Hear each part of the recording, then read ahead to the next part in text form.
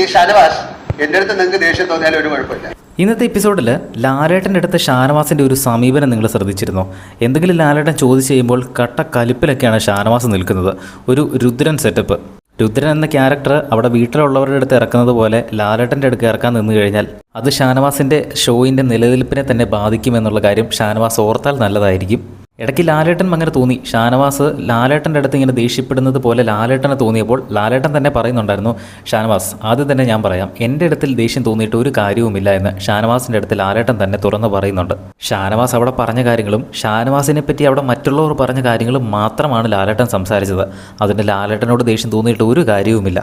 ഈ ഒറ്റ എപ്പിസോഡ് കൊണ്ട് ഷാനവാസിനെ ലാലേട്ടൻ വലിച്ച് കീറിയെന്ന് മാത്രമല്ല, ഷാനവാസിൻ്റെ ഒരു ഇമേജ് തന്നെ പോയി എന്ന് പറയാം. ഈ ഒരു ഒറ്റ കാരണം കൊണ്ട് തന്നെ എന്ത് പ്രശ്നം വന്നാലും നൈസായിട്ട് ഹാൻഡിൽ ചെയ്യുന്ന ഷാനവാസ് ഇന്ന് ലാലേട്ടനിൽ ഷാനവാസിൻ്റെ തെറ്റുകൾ ചൂണ്ടിക്കാണിച്ചപ്പോൾ എങ്ങനെയാണ് അതിനെ സമീപിക്കേണ്ടതെന്ന് മറന്നുപോയൊരു ഷാനവാസിനെയാണ് എപ്പിസോഡിൽ കണ്ടത്. ചിലപ്പോൾ ഷാനവാസിൻ്റെ ഒരു ഗെയിമിനെ പ്രശംസിച്ചുകൊണ്ട് ലാലേട്ടൻ വരുമെന്ന് പ്രതീക്ഷിച്ചുകൊണ്ടായിരിക്കണം ചിലപ്പോൾ ഷാനവാസ് ഇരുന്നത്.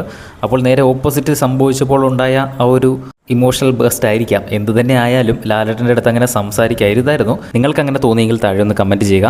എന്തായാലും നാളത്തെ എപ്പിസോഡിൽ ഒരു എവിക്ഷൻ നടക്കുന്നുണ്ട്. നാളത്തെ എപ്പിസോഡിൽ എവിക്ഷൻ നടക്കുമ്പോൾ തന്നെ നമ്മൾ അപ്ഡേറ്റ് ചെയ്യാം. എപ്പിസോഡ് കാണാൻ പറ്റാത്തവരുണ്ടെങ്കിൽ ചാനൽ ഒന്ന് സബ്സ്ക്രൈബ് ചെയ്യുക. നമ്മൾ അപ്ഡേറ്റ് ചെയ്യുന്നതായിരിക്കും. വീഡിയോ ഇഷ്ടപ്പെട്ടാൽ ഒന്ന് ലൈക്ക് ചെയ്യുക.